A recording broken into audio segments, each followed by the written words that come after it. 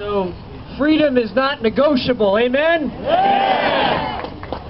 And I always start off speeches by just simply saying that our hope is not in man, our hope is in Jesus Christ, amen? Yeah. All right, why do I say that? Because the world's upside down right now, isn't it? Yeah. Isn't it? Yeah. I mean, when the European Union gets the Nobel Peace Prize, the only thing more ludicrous would have been if they got the Nobel Prize for economics, right?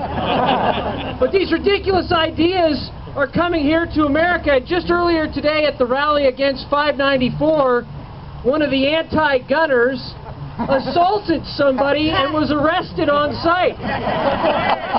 Does that not highlight the ludicrous ideas that are out there right now?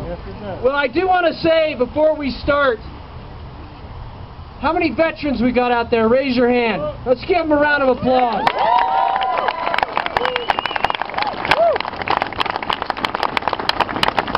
The second thing I want to say is it's great to be with all you constitutionalists, pro-gun, pro-life veterans today in Spokane Valley, Washington.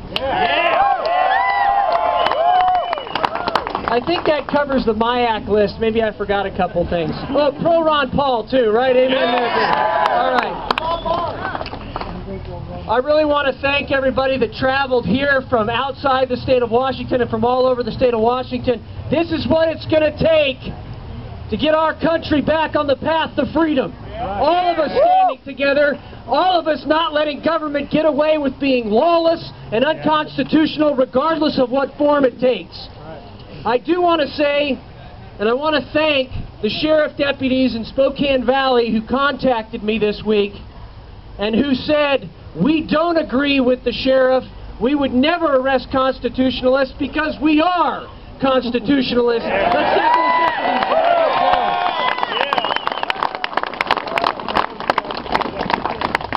deputies. Now, our sheriff said the statement was taken out of context.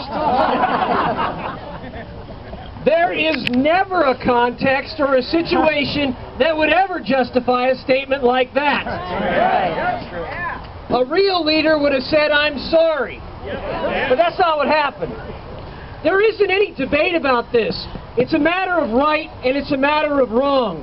It is right to support the Constitution of the United States and the rule of law, and it is wrong to threaten those that believe that you're going to hunt them down with an MRAP. Words have meaning. That's right. Words have meaning. And I have to ask the question, what training did that deputy receive to make him feel so comfortable he would say that in public in front of a Walmart? It is muscle memory, I agree with you.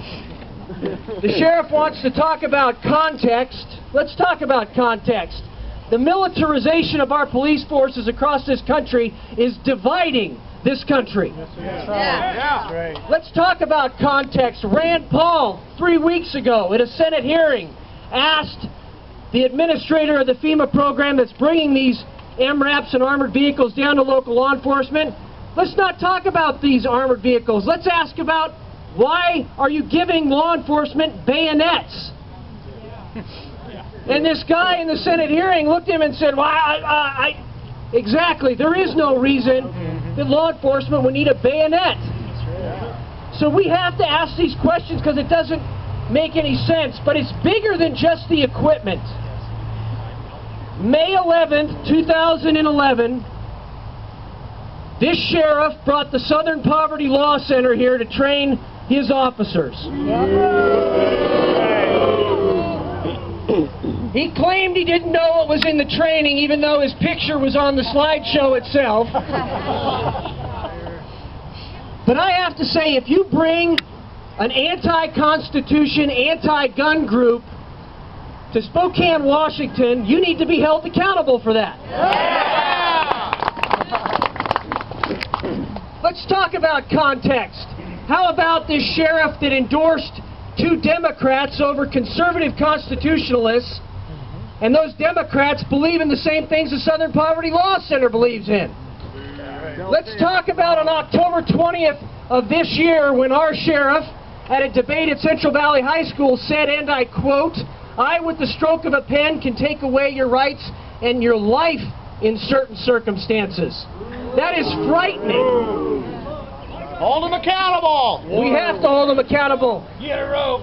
And the year before, at the same debate, he called out 2 constitutionalist candidates for city council. And thank God, by the way, both of those men won. But I'm going to submit to you today that the Southern Poverty Law Center and the sheriff that backs them is the most dangerous organization in this country.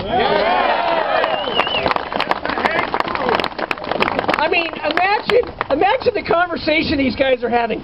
You know, those evil constitutionalists, those people that they actually read the Constitution in.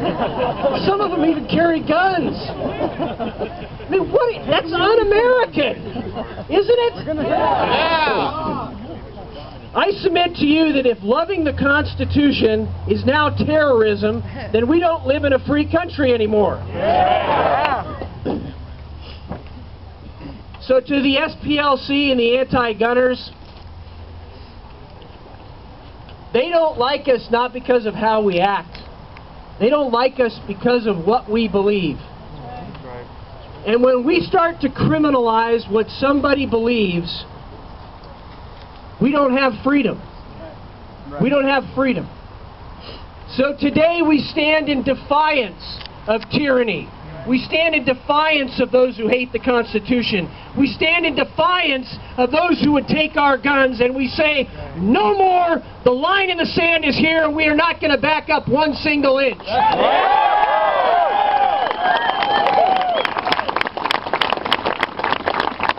And we don't just say that for Spokane Valley, we say that for all of Americans who want to live free. So today we call on our sheriff here in Spokane Valley to apologize to the community, to apologize to the American people, to conduct a constitutional rights class for law enforcement, And in a resignation. and if he won't do that, we call on him to resign, and if he won't do that, we will recall this sheriff.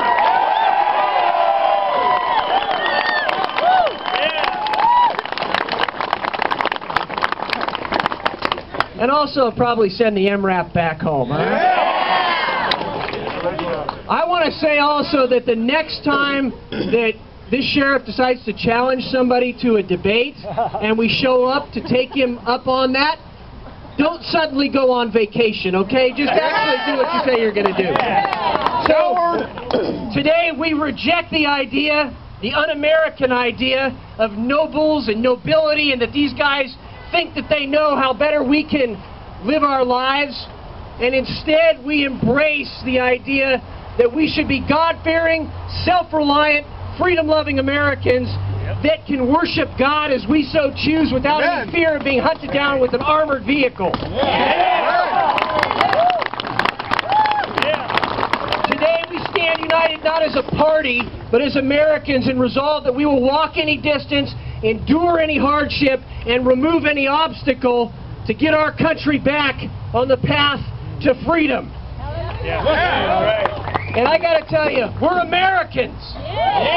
We are the greatest country in the world. We have the greatest Constitution in the world. So be bold and courageous in your faith. Be bold and courageous in your defense of the Constitution.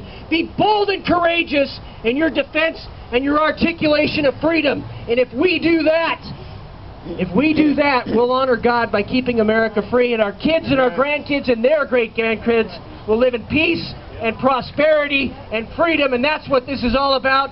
And may we bless God by our actions today. Go forward and make freedom happen. God bless you guys.